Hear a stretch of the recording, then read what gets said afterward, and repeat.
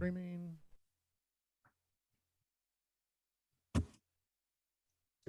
Where did Adam go? Who is this handsome stranger? Who flies? Strange visitor.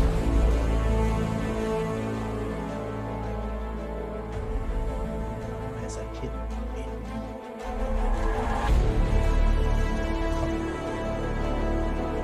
What? Are we live?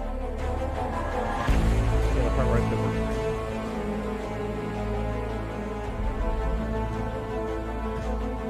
My bad.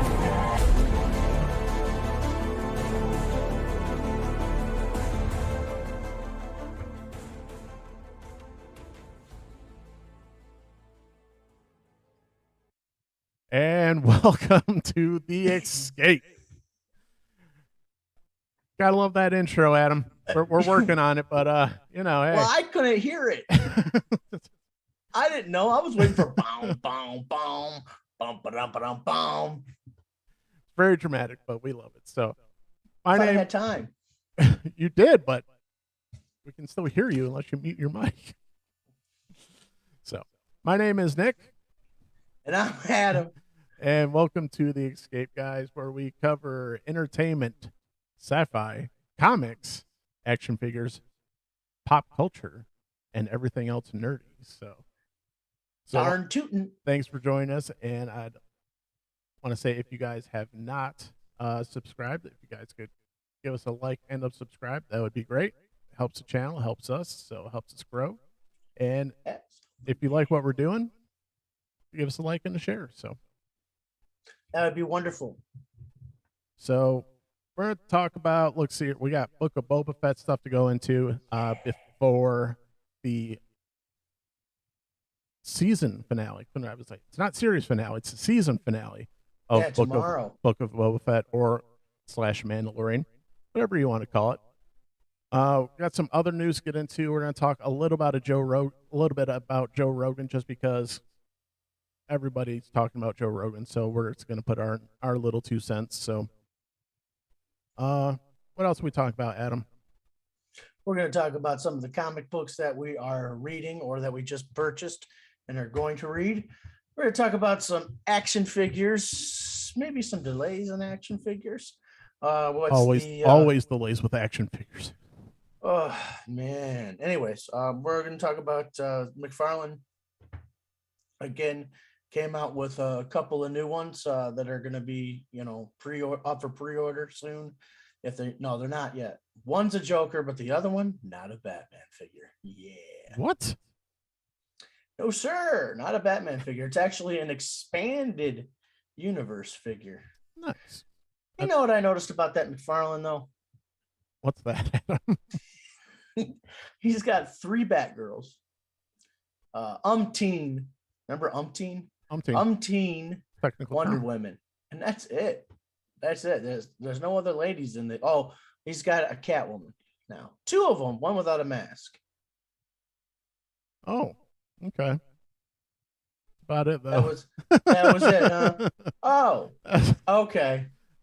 I'm just more shocked when they announce new figures and it's not a Batman, which, look, I have not read all the Batman comic books, but I was unaware of how many different versions of Batman there are. So, yeah. Well, and especially, some of it's and especially every artist who takes his own spin on the character. It's like, can we just agree on 1, maybe 2 little changes here, not like completely revamp the entire character like every single time he's on? Well, some of it's just ridiculous. We got Batman in a winter coat now. That's why I was like, it'd be pretty sweet if you threw a lot of those little furry hats on them, and then I can get my Russian Batman. That would be sweet. That would be awesome. To finish off not even finish off, but at least give me what I want for my Red Sun line, but whatever. Well, it looks like we're talking action figures now. Might as well. So, let's go. You know what I was happy about with the Batman ones that he's done so far? I liked Hellbat. That was the first one I got. It was a gift. It was my gateway drug into the McFarlane multiverse, because I was like, there's 7-inch toys. I'm not going that route. But I went that route. I couldn't help it. They look so good. I'm finally happy about the signature McFarlane one because I'm gonna pop his head off and I'm gonna switch it for the because I like it. It's a great figure, I really do, but I want to be able to do more with it. So I'm gonna kit bash it a little bit and let me think here. What other Batmans? Well, he's doing the Dark Knight Returns. That's awesome. Now, if I had to compare the Capullo Dark Knight's Metal, which is the one we both have, right? Okay, you got to show him off. You jazzed him up a bit, and the new DC Rebirth one that he's got coming out. I got to go with the DC Rebirth one, just because he doesn't look all gnarly and all beat up and all. He looks like it would be a fine, plain Batman if you wanted in your collection. You know what I mean? Right. So, I don't know. A couple Robins, 3 Nightwings, 3 Red Hoods. What's the one that was just announced? The new, finally, a more comic accurate Green Arrow. Green Arrow, not a Arrowverse, not WB, but actual just comic book. A blonde with a goatee, Green Arrow. I got one little quip.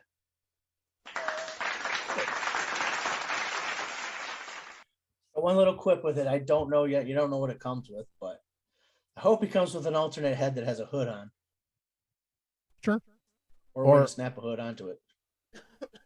Excuse me. Yeah, or what they like to do is, this will be a gold version, or this will be you have to buy a couple different versions just to get the stupid right. mask. So, or they'll just paint the whole thing silver and be like platinum. No, it's gray. I mean platinum. No, it's gray, Todd. Stop it. Paint it yourself, asshole version. That's what it should be called. And then the other one is the Joker, the death of the family Joker. I don't know if you know much about that one. Oh yeah, they just announced that. Well, they didn't announce it; it leaked. But you can see the figure online. It's in the storyline, the Joker cuts his face off. Yeah, and then he kind of sticks it back on. It's about the box set for my son for Christmas with that. That's got the mask and everything. So yeah, that's a creepy story. Yeah, very creepy story. Well, anytime it starts off with he cut his face off, right? Or whoever cut his face off, because it wasn't him. He did it. Did he? Okay. He did it himself. So yeah, no, that clarifies that. Yeah, crazy, but crazy fun. The Joker. Yep. Then he admits to killing all of Harley's hyenas and all that stuff. So do we have a third part? There he is. Yeah. Or she. There's our she. Yeah. Say hello, Kitka. Miss Kitka. Batman 66. Yeah. She's doing good. She's a good girl. So speaking of which, keep an eye out for the Bright Knight Chronicles that we do. We're going to start putting them out. What we do is we will sync up the Batman 66 TV show, and we're going to watch it, and we just talk about it. Just enjoy it, watch it, give you some little tidbits here and there about maybe behind the scenes stuff or just different storylines that's based off of. It's a lot of fun, and like I said, we sync it up so that you guys can sync up with us if you want to, and you can watch it anytime you want to watch along with us. So, do you remember who the upcoming villain is? Well, it's got to be Joker, right? It is Joker. Yeah, because we had started off with Riddler, which we got to have. If Todd doesn't put that into his line of 66 figures, it's not. That's just cruel. And it's not. He did, didn't he? Don't you have it? Yeah, but not the one that I want. Oh, you want the one in the suit? Yeah, I want the one where he's got like the whole suit on and it's green and white and it's freaking awesome. And when we go to edit this later, I'll pull clips from this. I'll put the picture in that I want. So. Hey, all the question marks on his suit, all the little ones, those were put in there with Sharpie markers. Makes sense. Yep. Yep. High production value, the 66 Batman TV show. So. Hey, you never know the difference. So, All right. Yeah, let's get into it a little bit here. So we're gonna start off with like what's in the news, and if you go on YouTube or just about any other non mainstream or even on the mainstream, they are talking about this guy. They are talking about Joe Rogan. Adam, are you a fan of the Joe Rogan podcast? I am. I like the Joe Rogan podcast very much. Yeah, it's a great show. I mean, it's one of those shows where he's genuinely one of the few people who just wants to have a conversation. He wants to ask questions. He's curious about things, and he's gotten to the point now where he can pretty much have anybody on he wants, and just kind of pick their brains a little bit. Now, that being said, if you go and watch a Joe Rogan podcast for any other reason than entertainment value, something wrong with you. if you are listening to Joe Rogan about taking your health advice from Joe Rogan, if you are taking all your mental advice from the Joe Rogan podcast, you probably should not. You should consult. This is a Escape podcast exclusive. Consult your doctor. Talk to your doctor about your own issues or any other mental health issues you're having. Consult a professional. Agreed. And if I'm not mistaken, doesn't Joe Rogan, pretty much encourage your own objective opinion to think for yourself? He calls himself a moron who just wants to talk to people because that's all he is, and somehow he turned into the biggest show essentially on the planet, because I think they were comparing how many downloads he gets per day versus, they just compared it, and not to bash CNN or anything, but versus how many views a show on CNN gets.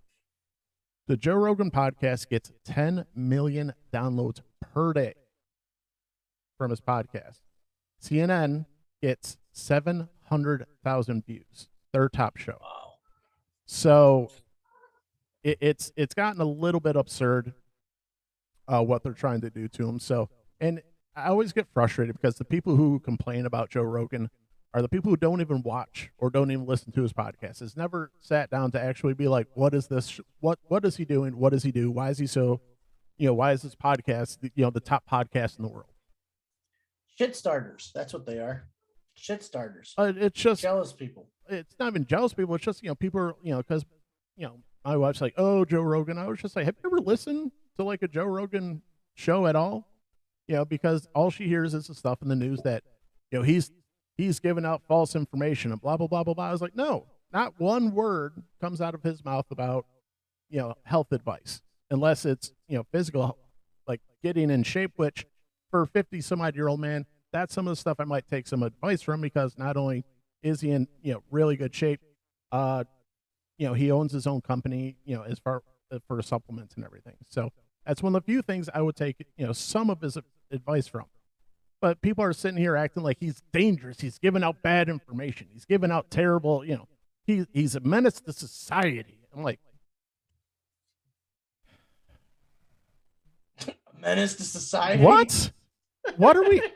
I mean, you've got the press secretary, Jen Psaki, talking about Joe Rogan during, her interviews during the day. It's like, why is this guy even being brought up? And she's, kind of bashing him a little bit, saying his platform's too big. It's like,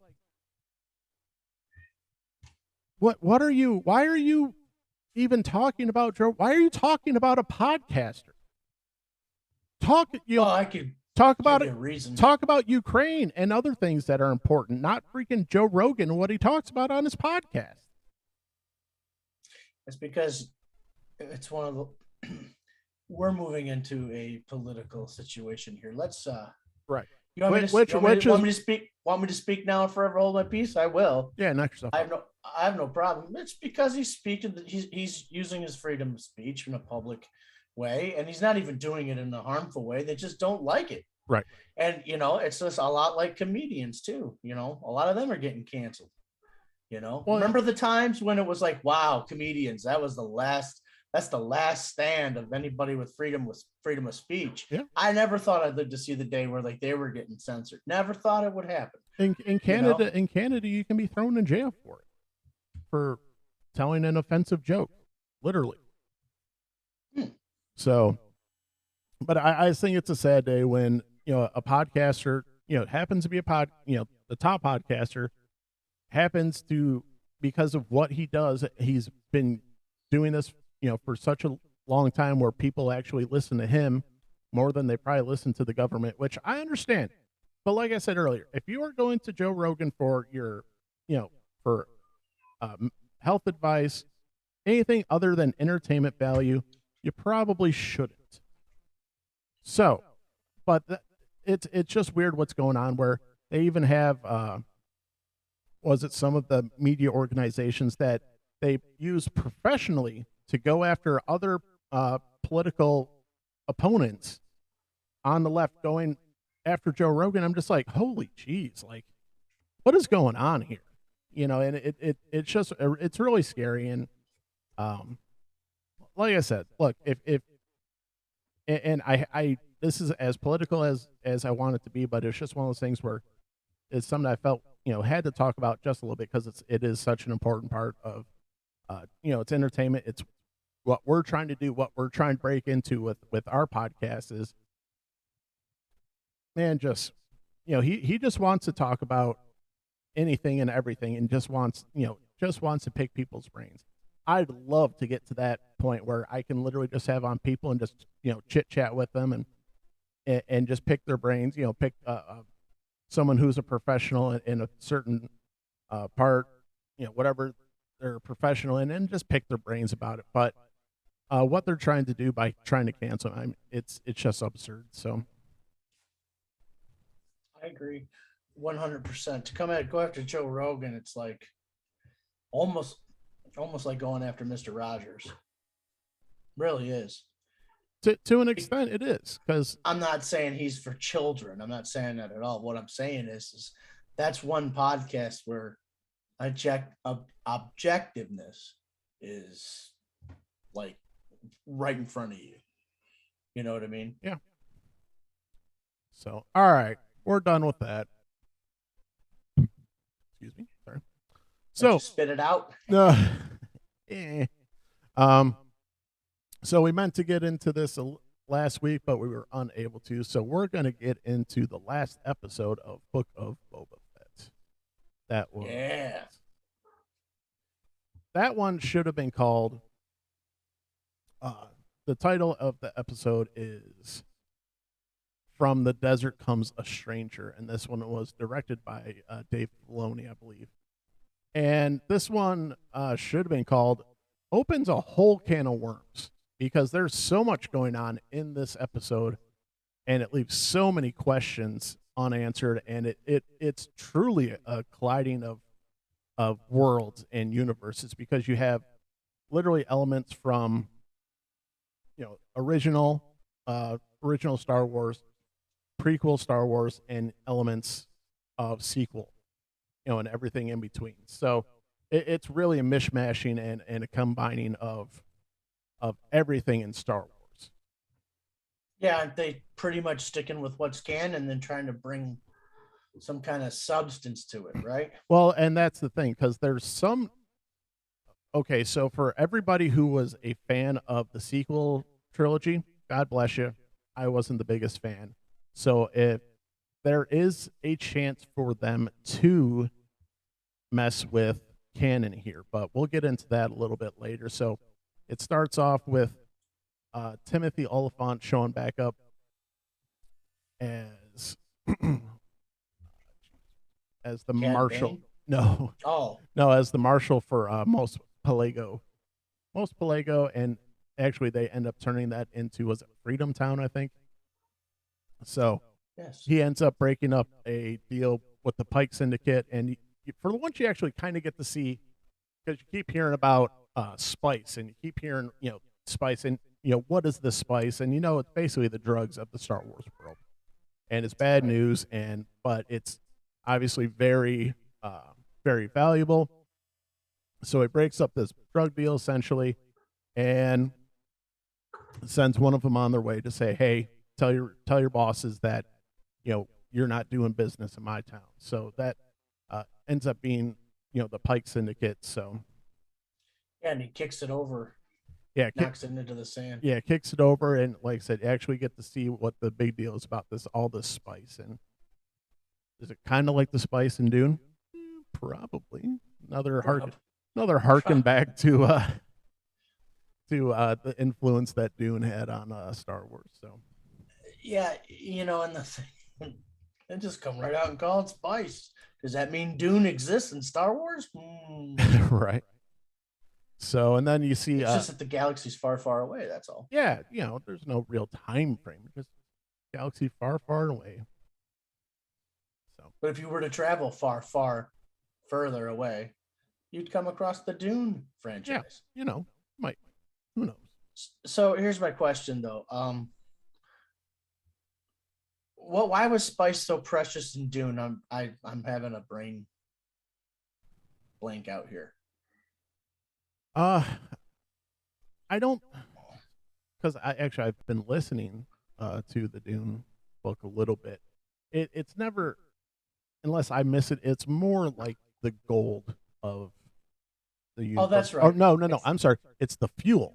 It's the fuel that's used in the spaceships. So without the fuel, can't go anywhere. And that's why this planet is like the most abundant source of spice or fuel, which is another tie into modern politics with our it's basically oil. So yeah, I remember now. And this sounds like it's a drug. Yeah, and so in the Star Wars world, it's drugs. It's basically heroin. So and it's like in that's not good. Well, and that was the thing. So that was Poe Dameron. Dameron. So in the sequel trilogy, before he got involved with the rebellion, he was a spice runner, and that was kind of one of the things that they kind of threw in his face a little bit was, hey man, blah blah blah blah blah. Before you were such a good pilot, you were a spice runner, and it's like, oh, hey, before you were a rebellion, you worked for the Colombian cartels or Mexican cartels. It's like, I gotta bring the head up, man. Right. All right. So we're going with drugs in Star Wars now? Yeah, it's pretty much what it is. My understanding. Everything I've read, because it was in. I read the Thrawn. I didn't read. I listened to the Thrawn books, and that was kind of one of the things where it's basically a substitute for drugs in the galaxy, I believe, unless I'm dead wrong. If I'm wrong, please correct me, whoever wants to. But let us know in the comments below. Yeah, let us know. My understanding that spice is basically the drugs of the Star Wars universe. But gotcha. So, and like I said, we finally kind of get to see that. But then, as soon as that scene's done, we see Din Djarin flying his Naboo starfighter to this lush planet. They don't really specify what it is, but there are some people who have theories to what the planet is. And of course, we get to see little R2 bringing him in, just like they brought him in Empire Strikes Back, using his little antenna. So I was like, oh man.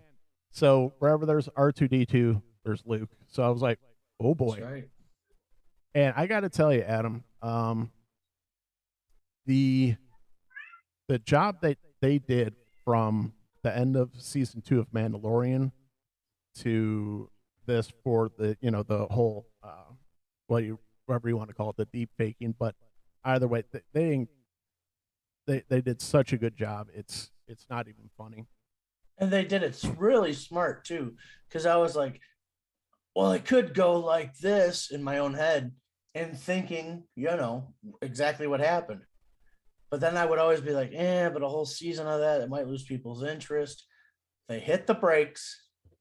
They let us wet our beaks in this season of Book of Boba Fett. And it made the Book of Boba Fett cool, Because this season of this Boba Fett needed some coolness. Yeah, I mean, it really did. Now I know what Boba Fett is the master of. Now, I know what Jabba the Hutt was the mafia boss of. Right. Must have been all these drugs, all these spice drugs. Right. Wouldn't that be messed up if you brought that spice to Earth and it was like pretty much like salt? Right. And all of a sudden, like we guess what? It's caffeine. Yeah, it's caffeine. Oh, damn it! Man. Damn it! Oh man, got us again. Sudden, like, we got like warships showing up and like, we want your coffee. And your coffee them, and the monsters.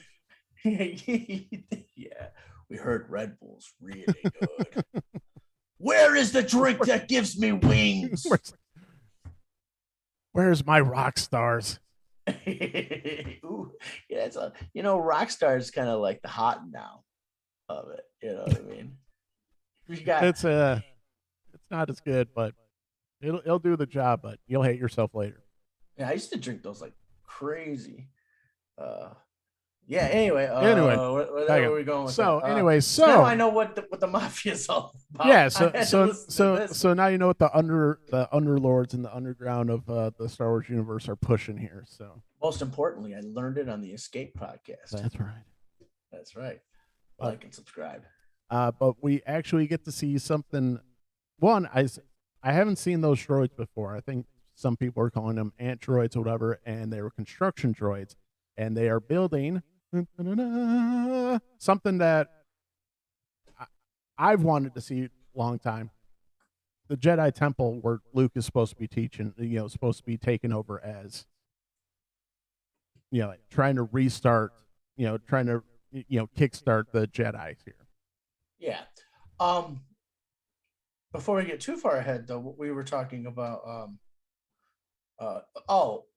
how Mandalorian made this look good. So, they leave you with a cliffhanger kind of a thing, and then they go back to telling you your regularly scheduled program, and there's one episode left. So are we going to see the episode where he's Boba Fett's muscle? And have we seen the last of Baby Yoda until the third season of The Mandalorian? That's what I'm wondering. No, and like I said, we're getting there. So we do see the temple being built, and the first person that we actually see before Luke, we actually see Ahsoka Tano. And I was like, one of those things where I'm like, I was like, oh, I totally forgot. Totally forgot about Ahsoka Tano. Which completely changed my theory as to who is going to actually end up showing the Mandalorian how to handle the Darksaber. Because I was like, I can't imagine Luke just being like, hey, random dude, like, let me show you how this lightsaber works, or this, incredibly complicated, weapon works. But I was like, but Ahsoka would totally do it. Because she's not a Jedi. No, she's not. Well, she rejected the Jedi. Yeah. And everything. So she is not a fan of the Jedi, even though she does show the proper respect for Luke Skywalker, and she calls him Master Luke. I was like, yeah, that's right. He's a master. Friend of the family. He's a master. Still a master. And who tried to tell me that Luke wasn't a Jedi master, and I just had to let him talk? An idiot. Yeah, somebody tried to tell me, well, he wasn't really a Jedi master. Like, even Yoda said he was, and I was like, no, Yoda said he was. No, it was Anakin who was not the master, and that was, right. Hey, that's one of the things that led him to the dark side. But when I left you, I was but the learner. Now I am the master. Only a master of evil, Darth. Have you ever seen? It's on YouTube where they company went through and redid the fight scene between Obi-Wan and Darth Vader. No. And like how it actually should have been, because especially after Rogue One, you see Darth Vader being a badass, but then by the time you get to A New Hope, it's like this two old men going at it, and it's like, no, like they completely revamped. It's badass, and it's a proper duel. Did you ever see what was it called, Superhero Beatdown or whatever, with Vader versus Batman? I've seen a few. Did you see was it Vader versus Superman too? I didn't see Vader versus Superman. Yeah, I've seen a few of those, but yeah, those are. Oh no, it probably was the same one, because Batman was there to save Superman, because he was there to save Superman. Yes. And when the fans voted, they voted for Vader, of course. But then they had the alternate ending where Batman won, and the way, however, Batman won it was he freed Kal-El, he freed Superman. Yeah, those are a lot of fun. I think it might have been. I'm not going to say it's the same company, but either way, I'll have to. Bat in the Sun. But the scene where they up, because it's the name of, it's the title is the actual scene and scene number in the movie. Oh, right. And that's the actual title of the video. So you got to send that to me. Yeah, I'll send that to you, and I'll pop it up in the video when we go to edit this. So where were we? I'm sorry. So no, that's fine. So well, we could talk Star Wars forever, can't we? Yeah, pretty much. Yeah, we can go a lot of different ways, but we're gonna stick with episode 6 here. But so you actually get to see Luke actually training Grogu, and he's not like light on him at all. You know, he's not at all. He's gets a little remote droid going, and he just starts blasting the shit out of him. You know, like, and then he's trying to, but he's also trying to teach him. You know, teach him especially about Yoda. You know, and right in the middle of the training, he's trying to say, "Oh, hey." You know, he kind of starts going to his memories, and you actually see Grogu was a part of Order 66. Yeah, he was supposed to be killed. And that's why I say it opens up a can of worms where, one, it's, that was such a not cool, but it was such a cool scene. Because you see the 501st guys coming and just killing these Jedi. And now that asks the question of who saved Grogu? Was it the librarian? Or, one theory I've heard, is it Mace Windu? Because you never really hear or see anything about Mace Windu afterwards. You never say, oh, they got his body or anything like that. So that's one of those like, oh my, oh, that could be dangerous for things. So, well, also Obi-Wan, I know they're coming out with an Obi-Wan show, but he lived for a long time after Order 66. So did Ahsoka. So where's Mace Windu? I mean, never saw him really die. Well, and he fell out of a window. That doesn't mean shit when it comes to a Jedi. Well, exactly, and that's kind of the thing too, because and that's one of the reasons why Filoni basically was in charge of the whole animated series. I think it was like 10 seasons of the Clone Wars, and he kind of catches shit for not really sticking the canon. But when you got such a big span of a universe like the Clone Wars, he just kind of stuck things in here and there. And you know what? As long as they add to the story, I don't care. Well, yeah, he brought back Darth Maul how many times? I don't care. As long as it doesn't interfere with, as long as he's not popping up in A New Hope. Right. Well, he's tasked with making a Star Wars show, which is already in a box. He chose to pull some things out of a box and just make a good show. Yeah, I respect that. Yeah, and but you can do that wrong. You can do that 100%. You can play too much. Up. You can play way too much in that sandbox, and get sand in your britches, and next thing you know, bad stuff's happening. Birds of prey. Birds of prey. Not, but we had faith in Batgirl. That's not gonna be bad. That's gonna be good. I don't have faith in Batgirl. No, but we're gonna have. I'll tell you be what. Positive. I'll be positive about it. But the writer's still the writer of Birds of Prey. But what I'll say about that, though, on a little side note, I really like that suit. I don't care what anybody says. That suit looks great. Not entirely sure what people want. I'll just leave it at that.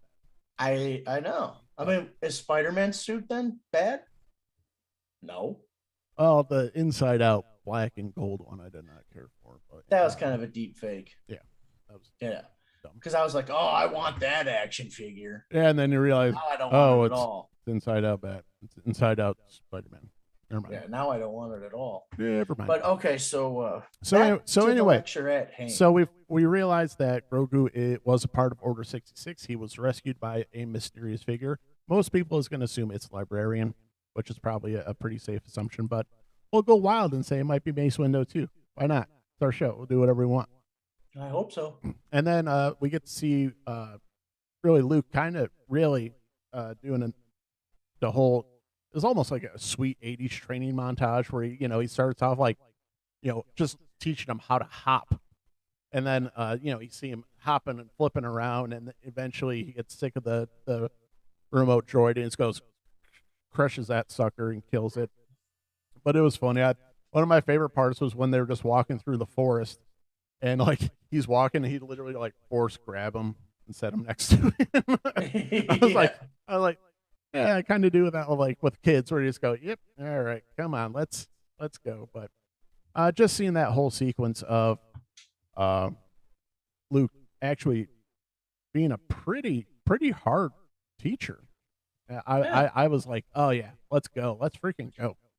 Well, let's take it back to Dagobah. Like Yoda was not easy on him at all. Nope. Obi-Wan was easy on him. Here's a lightsaber. Oh, how's this thing work? Right.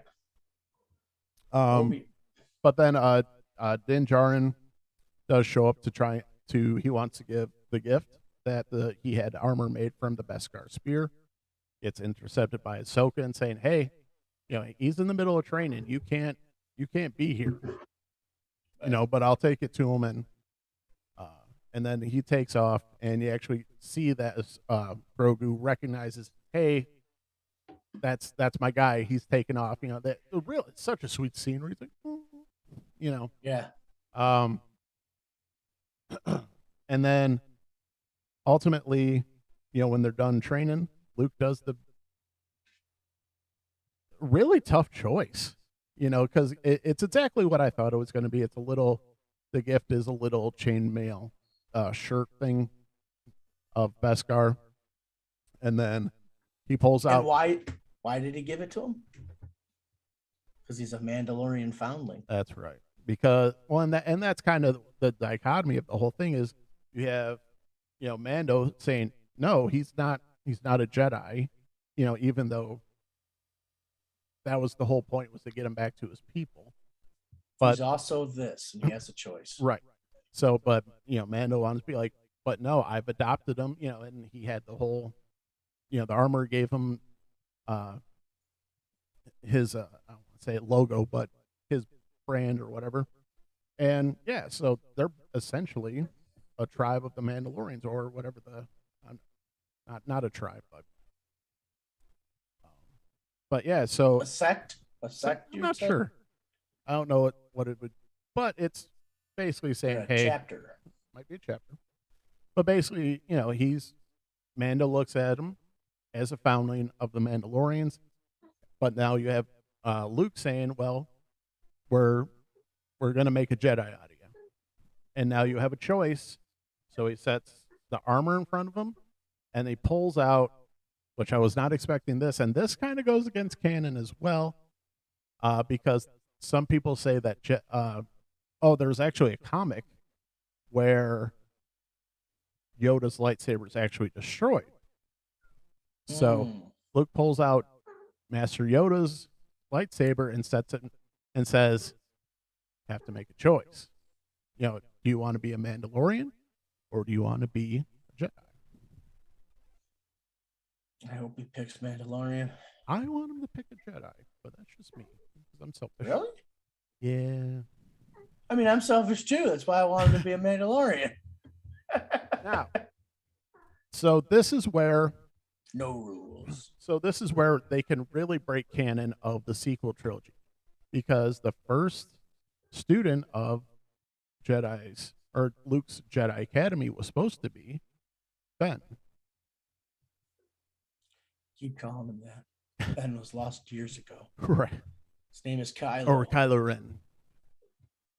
So if they decide to go, this could be one of those things where, this is all just strictly fan theory and all that, because some people want the sequel trilogy completely done away with, which I can't see them just saying, no, these 3 movies never happen.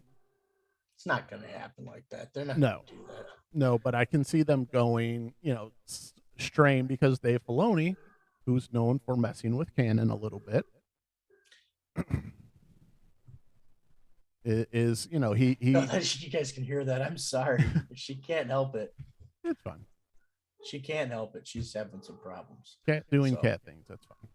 Yeah, she's going to have surgery this week. So, you gotta kind of feel bad for him though. Like, this looks painful.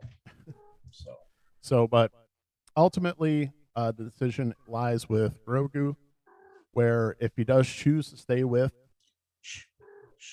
Luke, then that sets, maybe branches off the canon a little bit of the sequel trilogy. But if he decides to go back with the Mandalorian, then I don't know. I don't know. I think if things don't work, fix them. Break the canon a bit. You know what I mean? Just you gotta play the right way, though. You know what I mean? Absolutely. Give me one moment, please. Sure. So, and then, after they decide, after that scene, we go back to Tatooine, and they actually have a completely unexpected character.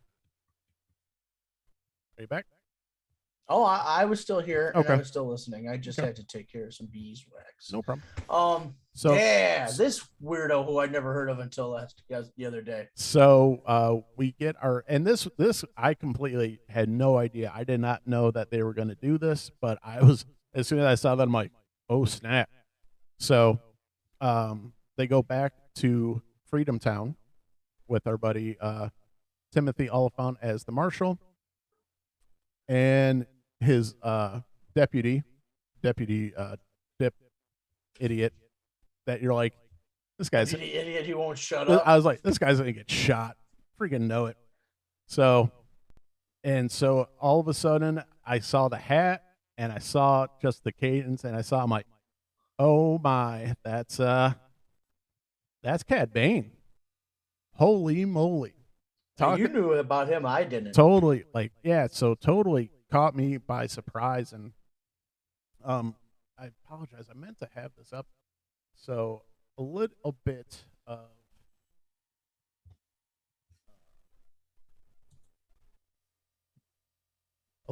backstory for Caddain, because he was introduced in the animated series. He was introduced obviously in the Clone Wars cartoon.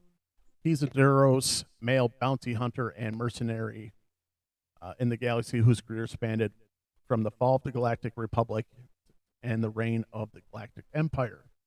So he's a bounty hunter, obviously, and he is, as soon as and I heard it explained very coolly, so I'm gonna steal it. I forget exactly where I heard it from. But basically, as soon as Mace Windu cut off Jango Fett's head, this man became the baddest mofo in the galaxy.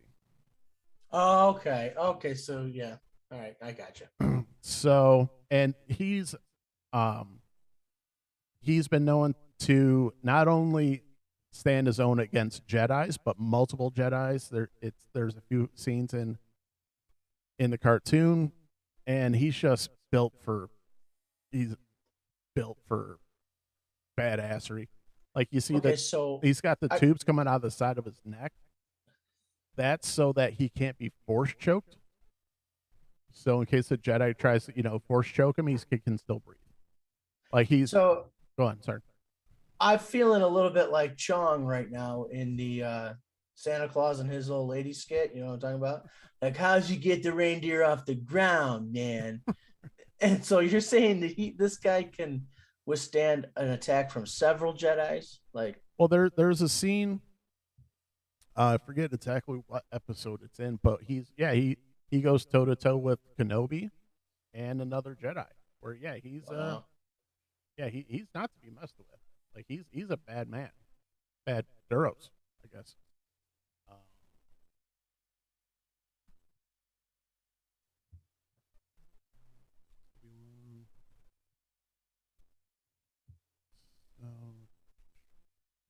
So season 3, episode 9, Hunt for Zero, where there's actually it's a really sweet scene, where he takes on Kenobi and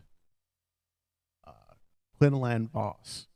It's you'll see it's the dude's a badass. He's a legit badass, and when it comes to canon in Star Wars, they were gonna say, you know how everybody's like, oh, how did Boba Fett get the dent in his helmet?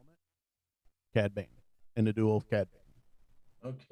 Okay. So I was like, and it's funny. We went to we went and saw our friends over at the Toy Stars, Sergeant Reds.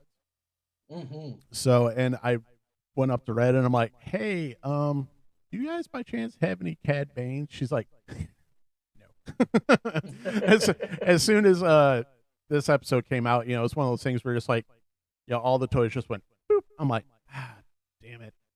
Because I always wanted to get my hands on a Cad Bane, either like the Funko Pop, because yes, I collect Funko Pops sometimes, and the Star Wars Black Series, because that's eventually where my collecting habits are unfortunately going to have to go. That would be like Noah without his ark if you didn't collect the Black Series. No, yeah, it's happening. I'm trying to not a clean break from McFarlane, but just I've got things on pre-order with Todd that's as far as I'm gonna have to go for right now, because there's a few things. Yeah, I'm very slowly starting to price out and piece out some of the things that I'm gonna want. Like they just released, was it the Death Troopers? Like they just released those from the end of season 2 of Mandalorian, where I'm just like, yeah, Daddy's gonna need one of those for sure. Nice.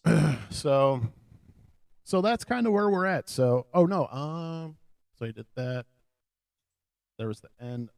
So they had the duel where, so Cad Bane ends up in the duel. Timothy Oliphant, sorry Timothy, didn't do so well. The marshal took it to the gut, and we're not sure if he's dead or not.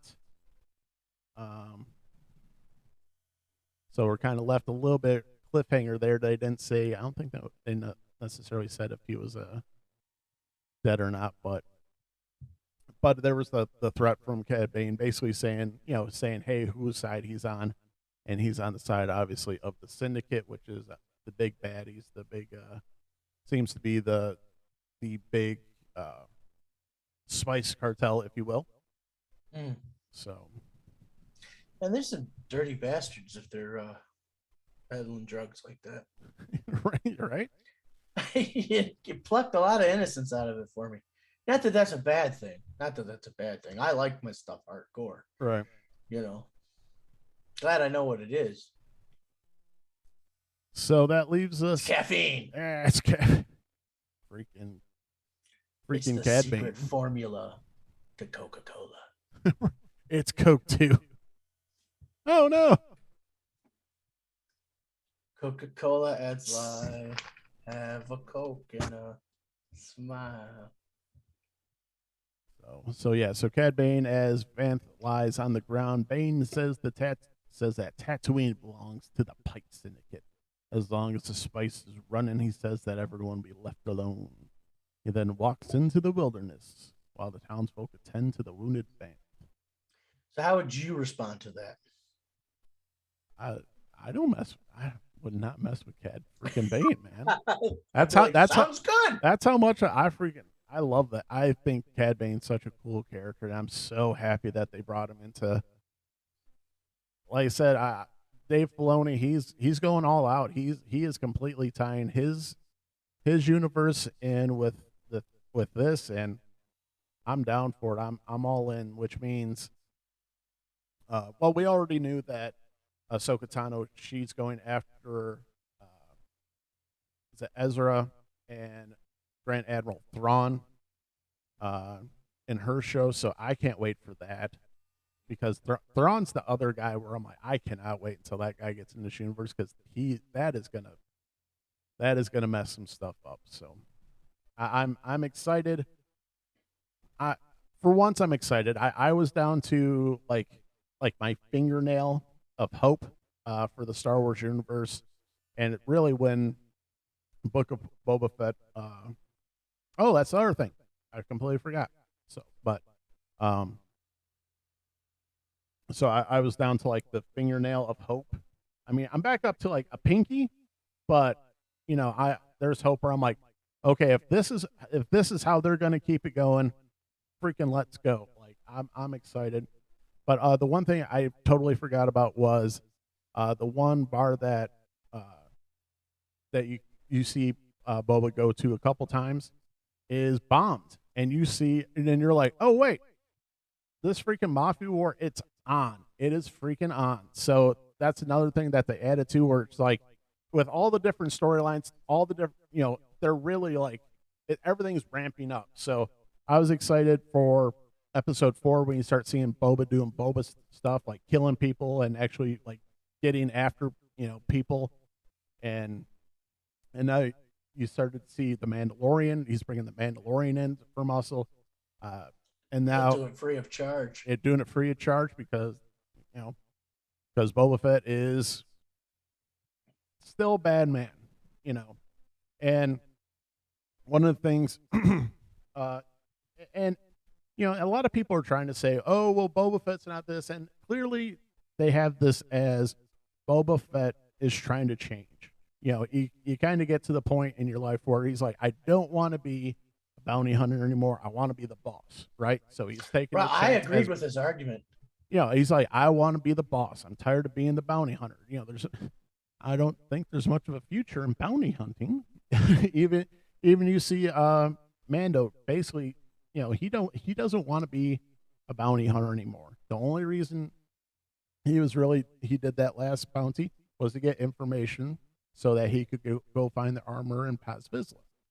So you really see like bounty hunters don't want to be bounty hunters. They're forced to be bounty hunters because that's sometimes just the line that you fall into.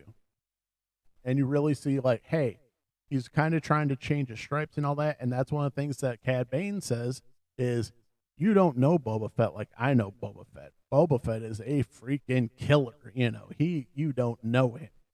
So I think that's going to be one of those things where it's like, are we going to see Boba Fett be Boba Fett? So I think we saw him be Boba Fett in The Mandalorian for sure.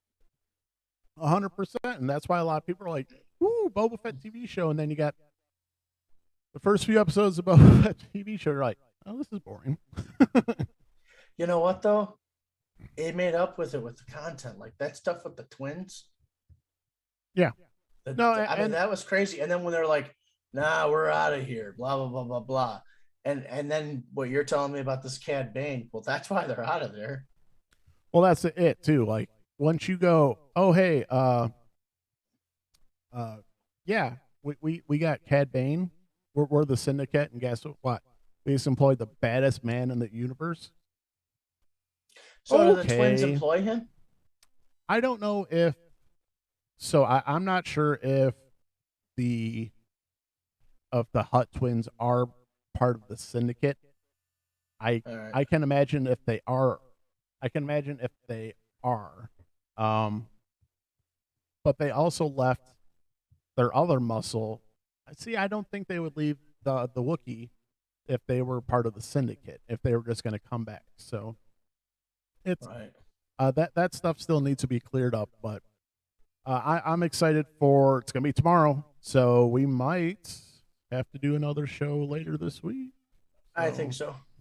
I'm dying to see it now, so I will be watching it right after 6:30 p.m.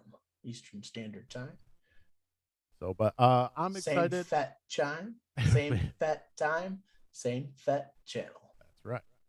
So predictions, Adam. What do you think? Let's get into the nitty gritty. Let's nerd out here. I don't know. I mean, is Jindarin going to be the one that fights this Cad Bane, or is it going to be Boba Fett? I mean, it's his show. I'm not sure how that's going to go. And you don't just like, if that was the last episode and you left on that cliffhanger, that'd be fine. But it wasn't the last episode. They left it on a cliffhanger, and we're going into another hour of television. So yeah, and so I normally don't try to get into rumor mills, but unless it's Star Wars. So the rumor is that so obviously there was a tone change in the show. I've never seen a tone change so dramatically in a show in my life, where it went from, hey, this pace, dude, we're going over here, we're doing this, we're going over, we're doing all this stuff, and let's do the badass stuff. Yeah. And so the rumor is that basically they were doing reshoots up until the very last minute. I think they're still editing the show right now. So that's kind of the thing. So, but there's I've heard rumors that they're bringing in, because there's the rumors of bringing in Harrison Ford. There's rumors that I've heard that they're bringing Princess Leia. Harrison Ford was supposed to be on set. So there's like I said, there's lots of stuff that people are like, we don't know what's going on, and so there's just a lot. I have no idea what's going to happen tomorrow. I don't know. This is just my opinion. Yes, these are just the opinions of the idiots from the Escape. But exactly. But no, Harrison Ford, please no.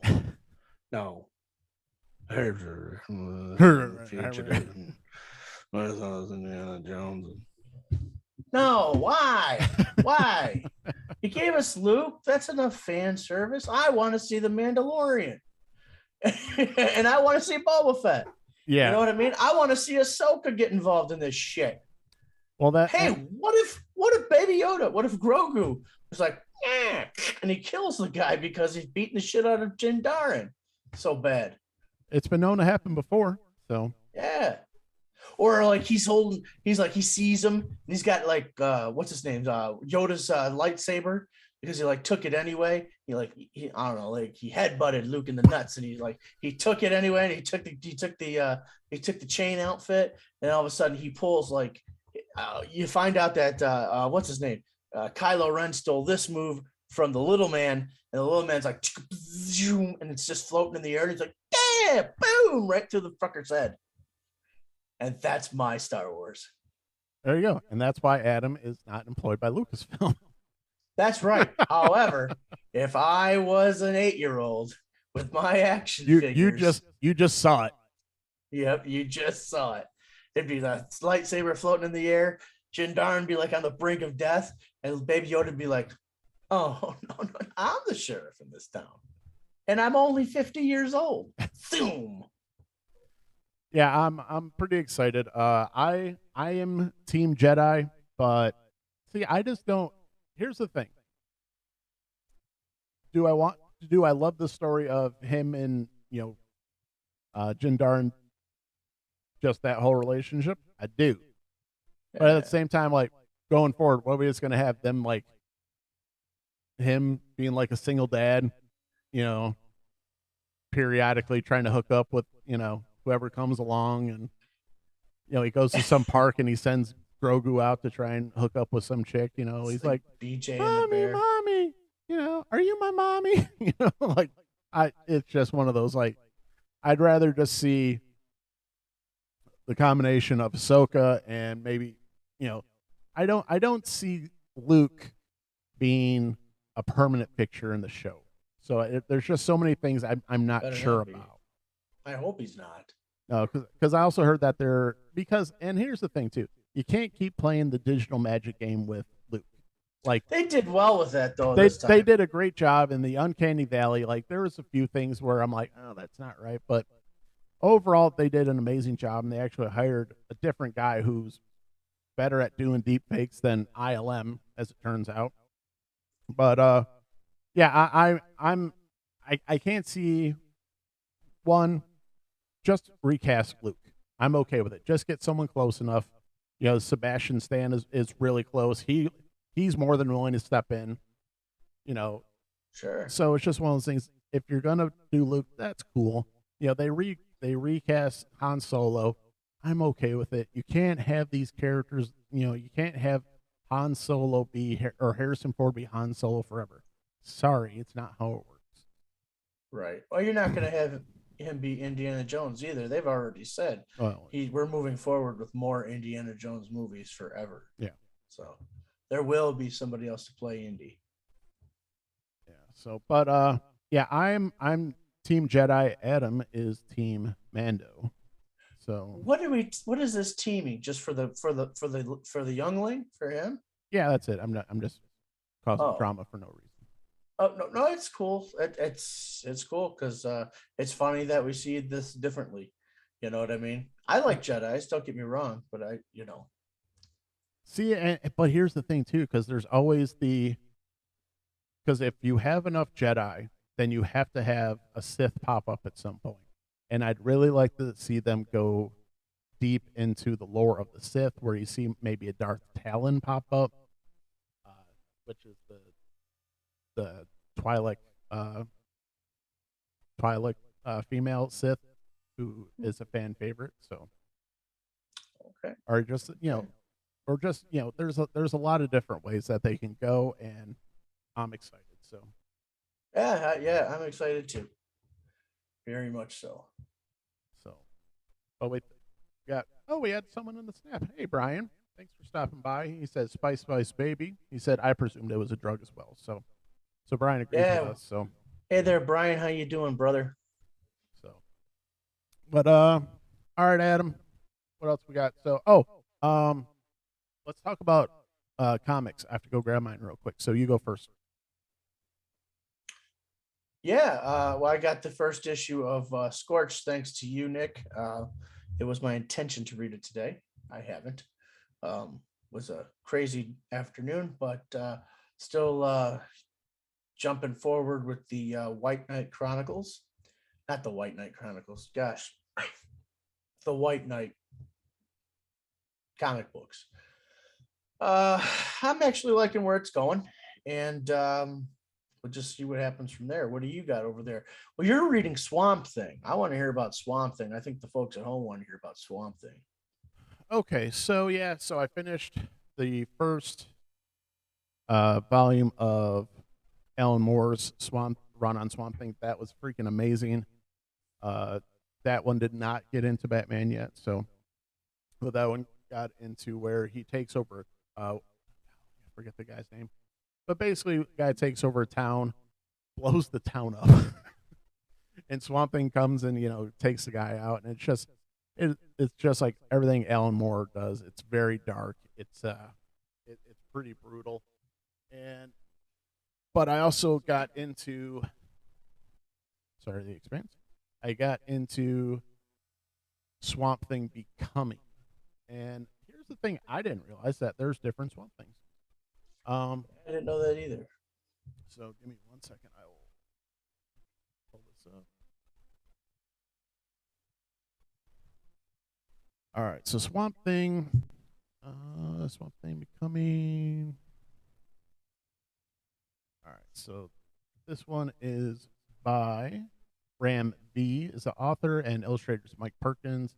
Unable to control his transformation into the monster Swamp Thing, Levi is thrust into the harsh, unforgiving mystery of grisly murders committed by a supernatural desert legend. So it really plays with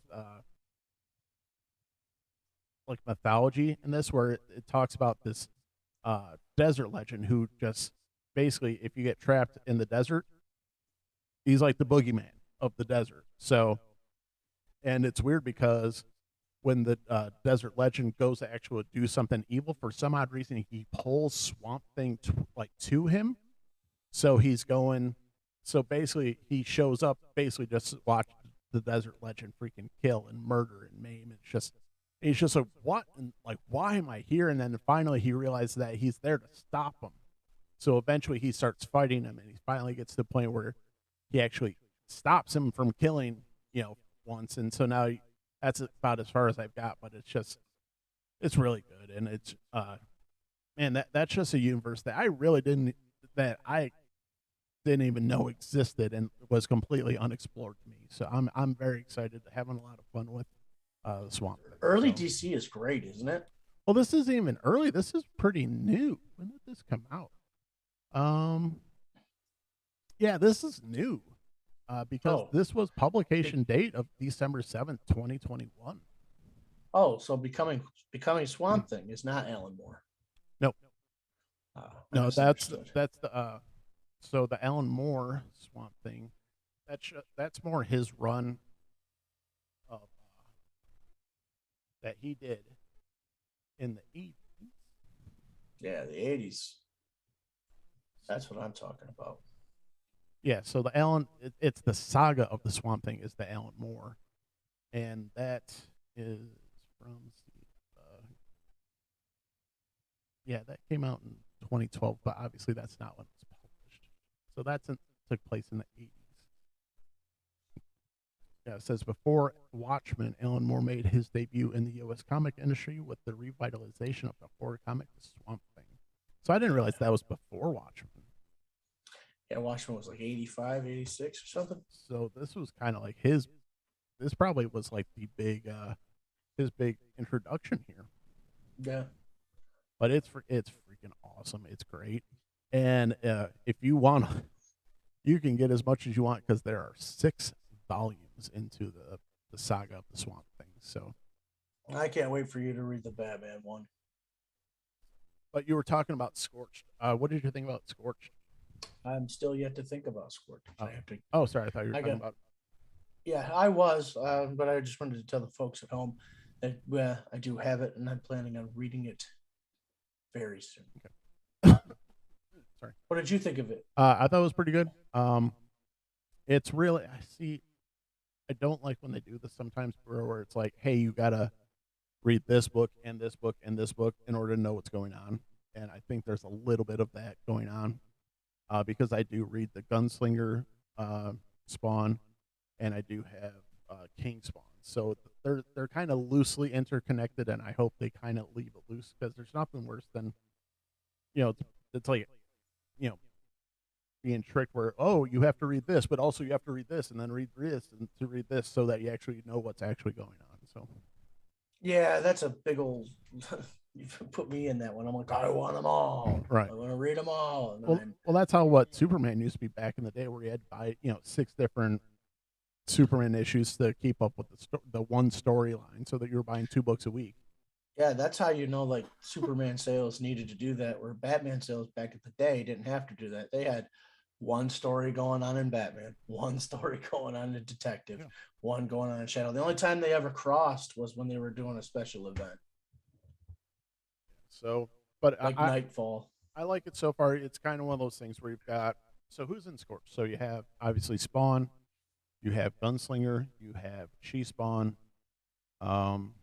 Medieval Spawn, which that's a figure we need an updated version of, an updated Medieval Spawn. That'd be so. Isn't there one? I don't know. I didn't think so. I haven't seen one. I think there is in the. Patrick would know this, but I think they got him in the Mortal Kombat line. Oh, okay. Possibly because that I haven't even looked there, so I will check it out. Check it out real quick right now. All right. So yeah, let's find out. I'm pretty sure there is. The Griswold family Christmas tree. Funny we brought up Joe Rogan today because I was watching clips of Joe Rogan talking to Quentin Tarantino. Man, I could listen to Tarantino all day, man. Yeah, that was I think I tried to do that. That was a little bit of a rough one where I was like, I like Tarantino, but just in small doses. Did you see Once Upon a Time in Hollywood yet? Yeah, that's a good one. Yeah, it is a good one. Yeah, I was actually, oh, shit. McFarlane Toy Spawn Series 20 Medieval Spawn 3. Holy. Of course, that's unavailable, but how is that only a 6-inch figure? That can't be a thing. That's not right. There's a website called Spawn World. That's fun. Were you just humming the old Tonight Show? Yes. Nice. Da, da, da, da, da, da, da, da. Hope we only copyrighted. Da, da, da, da. Oh, the show's been over for a long time. Is it public domain now? That'd be helpful. No, I don't think so. Yeah, the only thing but they don't play that. They don't play that theme song anymore. The only thing I see is not really the figure, but it's a resin statue for medieval spawn. I don't see the toy. The only toy that keeps popping up is the OG one. It should be under the Mortal Kombat stuff. Let me go here. I got this. McFarlane dot always delayed dot never delivers my shit. Doesn't even tell you like what's going on. Well, see, that's what the frustrating part. Yeah, that I took that pretty badly. I canceled the whole Three Jokers line and just bought it somewhere else. All right, so here we go. Right, so we are looking for. Wait a minute. Medieval spawn. This is McFarlane.com. I want McFarlane Toy Store. There we go. There we go. Now we're digging for gold. Video games. Gaming. Mortal Kombat. Man, they had that Joker over at Sergeant Red's too from Mortal Kombat. Yeah, they got there's a bunch of. I like that Joker. I want to get him. Okay, so yeah, it's called Malefic Spawn. Take a look at him. He looks like if you go to the McFarlane toy store, this guy looks like the medieval Spawn, but I can see where maybe he's not. Malefic. He's $7.99. You can get him right now. Is he 7-inch? I mean $17.99, not $7.99. Yeah, he's a 7-inch figure. Okay. All right, so I was wrong. But is that him? Hold on.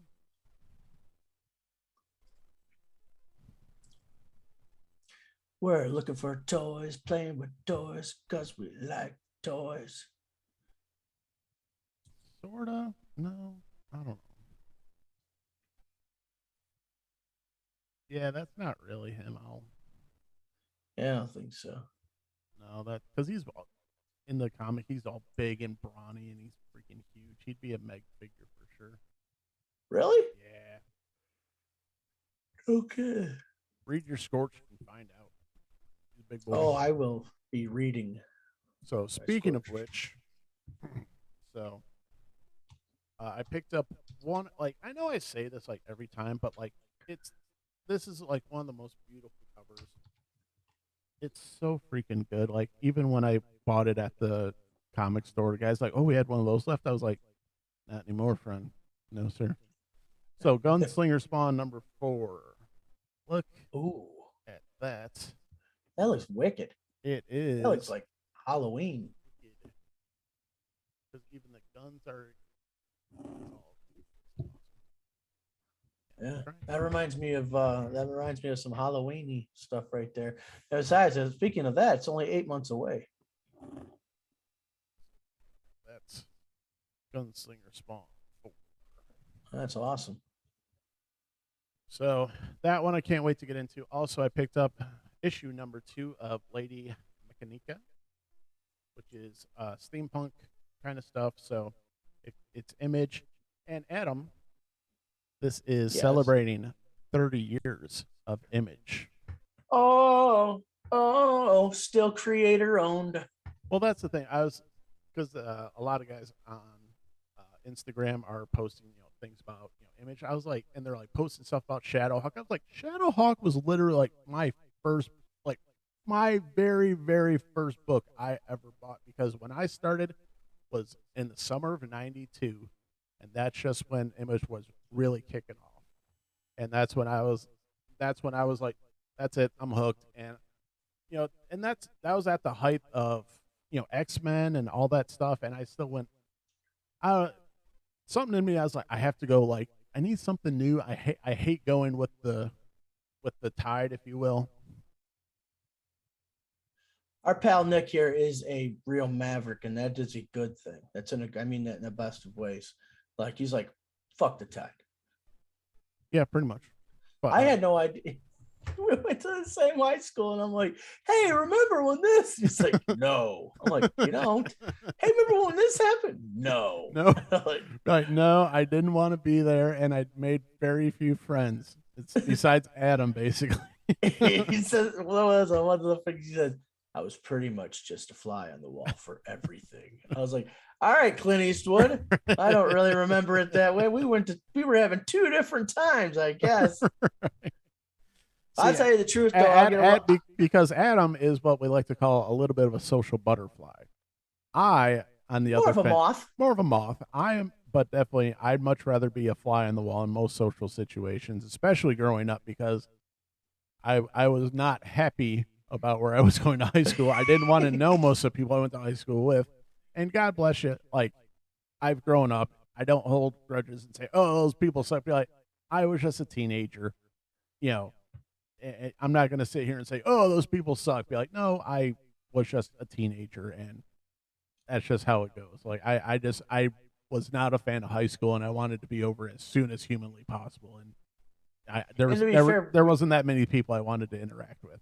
We had a very unique high school experience, too. Yeah. It was funny because I remember one time we were sitting, and we had eventually formed a pretty good-sized clique, and I remember our one friend's like, we're not in a clique, and I just remember the girl points to all of us, and like we had turned into basically the anti-clique clique. The anti-clique, yeah. And I just remember I was like, yeah, we can't even like say we're anti-clique anymore because we've gotten enough of us together now. We're like, no, we're our own clique. So I remember after meeting you, I used to wear like heavy metal shirts and stuff all the time, and I met you, and I was like, you know what? You're right. Establishments suck. I just wear plain blue, plain black, plain gray. I just want plain shirts, Mom. I'm not a big fan of logos and representing things, so yeah. But I want to be an individual, just like everyone else. Exactly. So anyway, speaking of comic books I picked up strictly for the cover, I picked up Deathstroke Inc Number Two. Look at that cover. It's got your girl. Black Canary. Yep, it's got Black Canary. And then, you gotta lower that down, buddy. We can't see. No, bounce it lower. No, not over. Lower. We can only see her legs. Not that that's a bad thing, but and now we can only see her boobs. There's Deathstroke. And there's Deathstroke. So yeah. Now Black Canary is one of the most badass characters ever, and so is Deathstroke. Did you know his name is actually Deathstroke the Terminator? Nice. So that was issue 2. So I had to pick up issue 1, obviously. So that's for you, and then that's for you. Did you pick that up on Saturday? Yes, sir. So you didn't feel it was important to tell me? I showed you. You showed me number 2. You didn't show me number 1. I'll show you number 1, friend.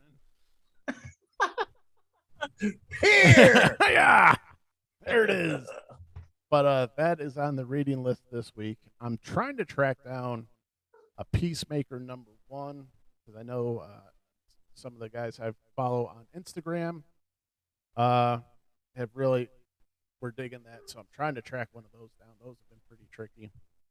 And then also because I was able to find it, Black DC. I love the DC Black Label. I know people say like, oh, DC, Dead Comics, whatever. I love the DC Black Label stuff because they got the Joe Hill Presents Hill House Comics Refrigerator Full of Heads number 3.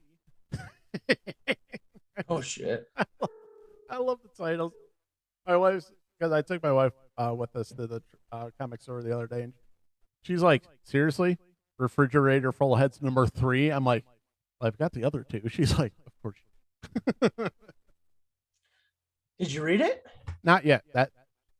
Those are on my list. The only thing I was really able to get into, I read Scorch number 1. I'm in the middle of reading Kingspawn number 5.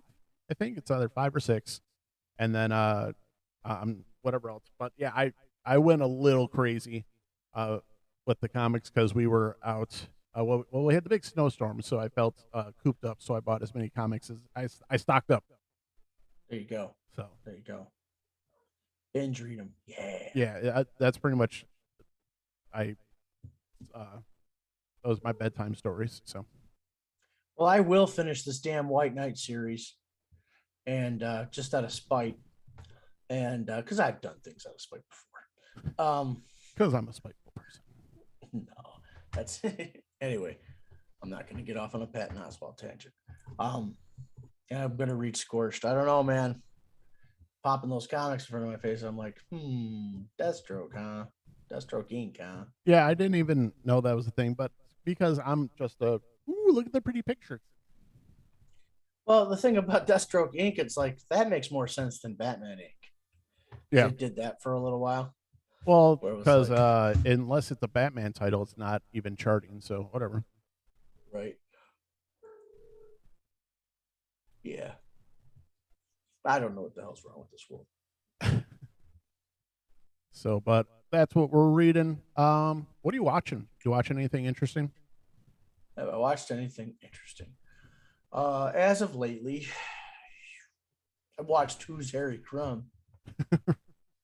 I love that movie. Right. I mean, and that counts. You know, if we watched anything, it doesn't have to be like, it's one of my childhood favorite movies, and it was $4.99 on Vudu. I bought it.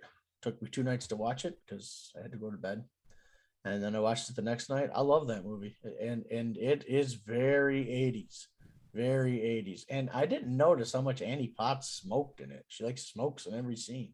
Yeah, that's one of those you're like, wow, that is an 80s movie because, like you said, they just they smoke everything. Yeah, I remember when I was a smoker.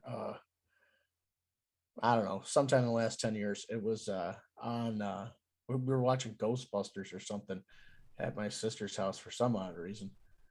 Whereas I don't know, I was with my sister. I don't know. She says, "No wonder you smoke. All the Ghostbusters smoke." I was like, "Well, that's not why I smoke." But okay. Yeah, that's not exactly it, but but you're all right. There's a lot of smoking in this movie. So one of the things that we were watching, watched this silly show. It's called Murderville on Netflix.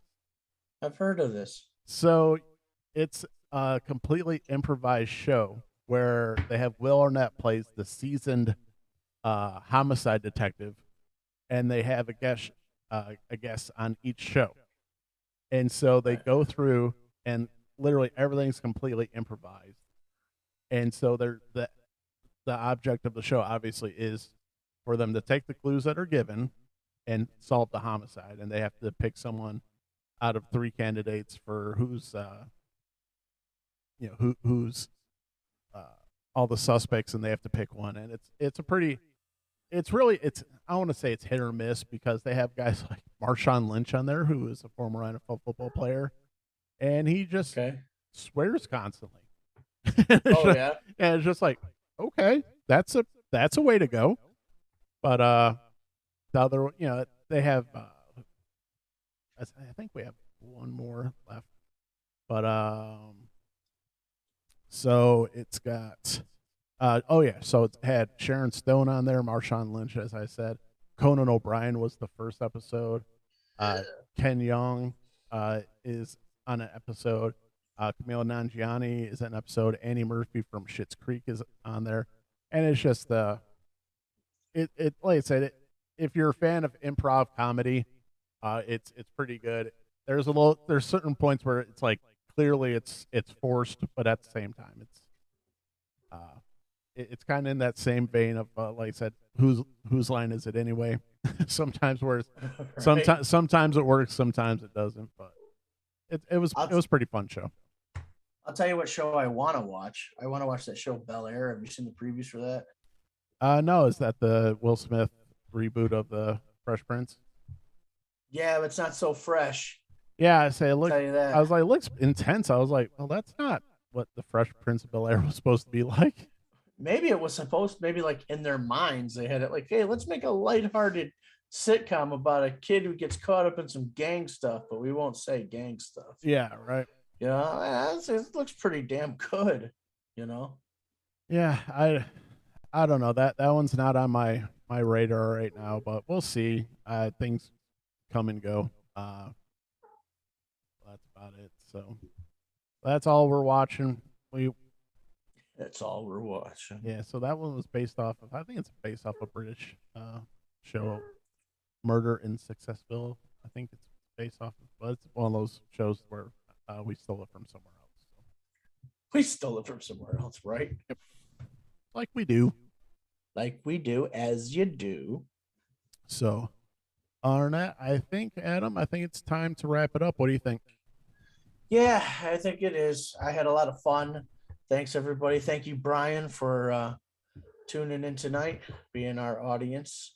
And give us a like, give us a subscribe when you do see this, and share it with your friends. We love you.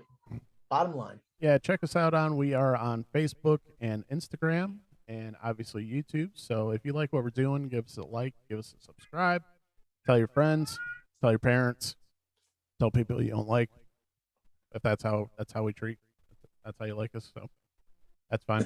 I can't stand this guy. Hey, these guys suck. Want to watch a great podcast? So, but I just want to thank everybody for watching and the people who have subscribed and all the support you guys have given. You guys have been awesome. And yeah, look out. We've got some things coming down the pipeline here in the near future, hopefully, that should be, I don't know, I'm excited about. We also do have the Bright Knight Chronicles that we are going to start uploading here pretty soon. Keep an eye out for those if you are a fan of the 66 Batman TV show. Anything else we're missing, Adam? Oh, yeah. Oh, yeah. Audio version only coming soon. Mm-hmm. We're going to be a real podcast. We are. I've been doing some, we're already one, but you know, I've been doing some reading, and there actually is some, I wish I could remember the guy's name off the top of my head, but he goes, "You're not a real podcast unless you," I was like, crap. You know? Yeah, that's coming soon. I'm digging fervently into it. All right, Adam. Well, you know what time it is. Time to dance. It's time to dance.